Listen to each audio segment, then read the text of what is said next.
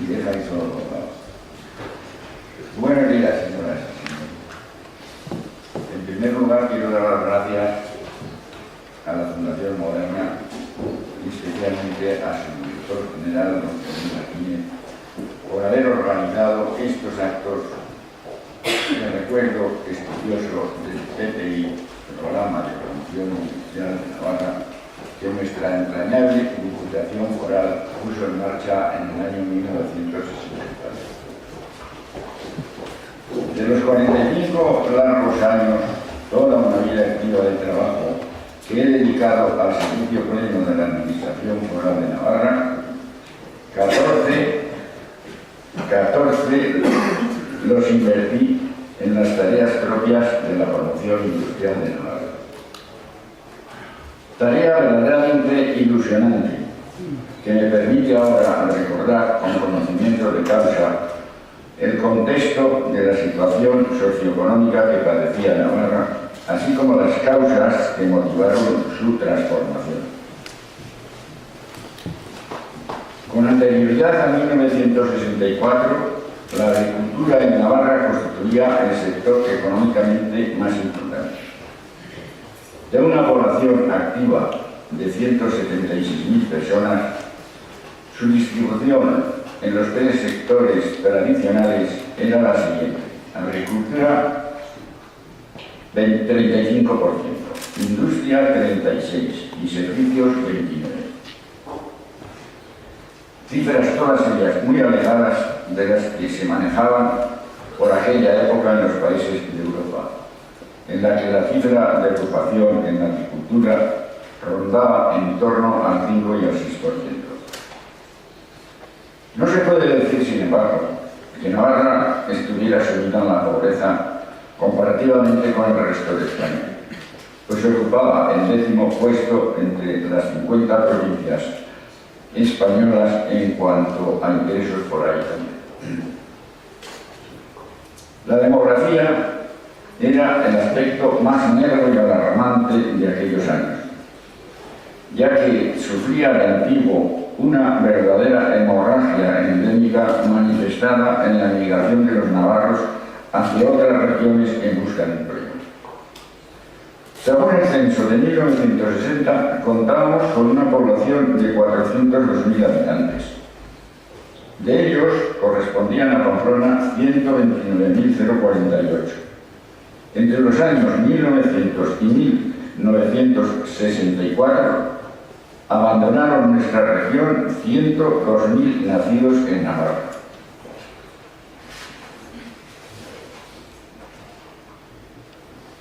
Como muestra de la preocupación existente en la Diputación de aquel entonces sobre la situación de Navarra, se creó en el año 1956 la sección de estudios económicos, de carácter meramente consultivo, y que por imperativos de aquella organización administrativa fue paradójicamente adscrita a la institución individual.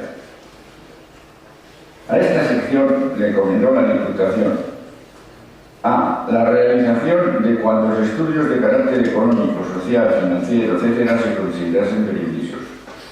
B. La recopilación de cuantos trabajos, publicaciones, memorias, informes, actas de conferencias y congresos, libros, etc., de las materias citadas en el apartado anterior puedan interesar para la investigación y estudio de la economía de Navarra.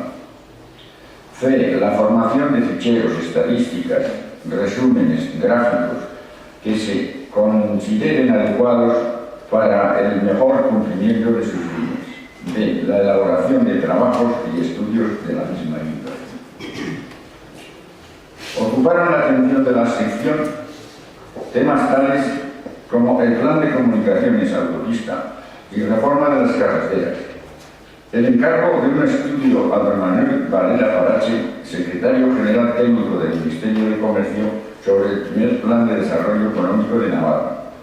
La propuesta de creación de una dirección de estudios económicos dentro del organigrama de la Diputación Foral. Un plan de ayuda a la industrialización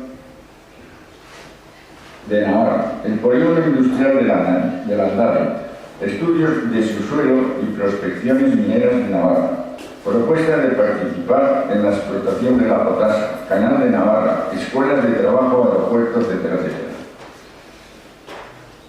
Hay también constancia en las actas de la sección de sus quejas ante la Diputación, porque no se hacía esta eco de casi ninguna de las propuestas que se le hacían, lo cual era absolutamente cierto. No obstante, podemos concluir que el trabajo de la sección no fue totalmente infructuoso. En el mes de noviembre de 1963, la Diputación Foral atendió la sugerencia de esta sección y creó dentro de su organigrama la Dirección de Industria, nombrando como director a don Luis Doria Esparza. Este nombramiento no estuvo exento de polémica, ya que no contaba con el visto bueno de Félix Huarte, que estaba preparando ya su acceso a la vicepresidencia de la Diputación. Fue, por otra parte, una premonición de las dificultades que en la toma de decisiones se había de encontrar, dificultades que le persiguieron hasta el final de la legislatura y que hicieron que no pudiera llevar a cabo las reformas que pretendía en el funcionamiento de la Diputación Foral de Navarra. Hubo un momento en el que Félix Huarte, tras varios anuncios hechos en forma de amenaza ante Marco y sus seguidores, llegó a presentar públicamente un escrito de dimisión de su cargo, que finalmente no llegó a la práctica. El cese de Francisco José de Sarralegui en 1967, con el voto en contra de 3 de los 7 diputados, Huarte, Urmeneta y Elizalde, fue también una muestra de las discrepancias existentes. Sea como fuere, muchas de las ideas barajadas por la sección se llevaron a cabo cuando los vientos fueron más propicios, como consecuencia del decidido impulso personal del equipo de Félix Huarte. Puedo aportar estos datos sobre la sección, porque siendo su presidente Miguel Javier Urmeneta, cargo que abandonó al tomar posesión como diputado foral, me cupo el honor de ser secretario de la misma durante unos meses, hasta su extinción, lo que me permitió conocer toda su documentación que ahora se encuentra depositada en el Archivo General de Navarra. Siguiendo con la puesta en marcha y ejecución del programa de promoción industrial, hay que decir que fue un éxito rotundo, y este éxito tuvo su origen y fundamento en la actuación de los hombres que con imaginación y coraje y muchas dotes personales más fueron capaces de remover todos los obstáculos que les salieron al paso. Félix Huarte y Miguel Javier Urmeneta constituyeron un tándem eficaz, aun siendo dos personalidades bien distintas, y que tan distantes trayectorias profesionales habían desplegado con anterioridad. Uno representaba la fuerza, el empuje y la visión del gran empresario individual, triunfador dotado de una inteligencia natural privilegiada. Urmeneta, por su parte, era el prototipo de estratega cerebral, a la vez imaginativo, político de altura, buen diplomático en sus relaciones con los demás, con un fino sentido social y cultural. A ambos el pueblo los apeló como el dúo dinámico, grupo musical que entonces estaba de moda en España. El primer obstáculo importante que hubo de sortearse fue la posible intervención de la Administración del Estado, entonces regida por el gobierno de Franco. Se había promulgado ya la ley del primer plan de desarrollo de España, y esta norma preveía la creación de un número determinado de polos de promoción y desarrollo ubicados en localizaciones concretas de España, entre las que no se incluía en ninguna de Navarra. Pero lo más grave no era la ausencia de Navarra en esas designaciones, sino que quedaba expresamente prohibida la concesión de ayudas a las industrias que se instalasen en otros lugares de la geografía española distintos a los establecidos por la ley. La Diputación Foral de Navarra, presidida por Huarte, se arriesgó a transgredir al amparo del régimen foral de Navarra las disposiciones legales de ámbito nacional. Navarra puso en marcha un elenco de ayudas y declaró, ni más ni menos, que se aplicarían en cualquier lugar de Navarra, con lo que ésta pasó a ser, hablando en sentido geográfico, el mayor polo de promoción industrial de España. Esto, se diga lo que se diga, fue lanzar un órdago al Estado, jugándose a una sola carta el régimen foral de Navarra. Se puso a prueba el coraje político de aquellos hombres, pues todos los diputados que componían la corporación presidida por Duarte aprobaron por unanimidad el PCI. Los primeros efectos sociales que se constataron estaban en relación con la migración, que no solo desapareció, sino que cambió de signo. Se acabó la hemorragia migratoria. En el año 1968, en el conjunto de Navarra, a los 4 años de vida del PPI, se apreció un saldo inmigratorio de 5.648 personas. Todo ello en razón de que se acogieron en el programa 294 empresas, entre nuevas y ampliaciones, con una inversión de 13.000 millones de pesetas. Se crearon 25.000 puestos nuevos de trabajo y, lo que es más importante todavía, estas empresas se ubicaron por toda la geografía de Navarra.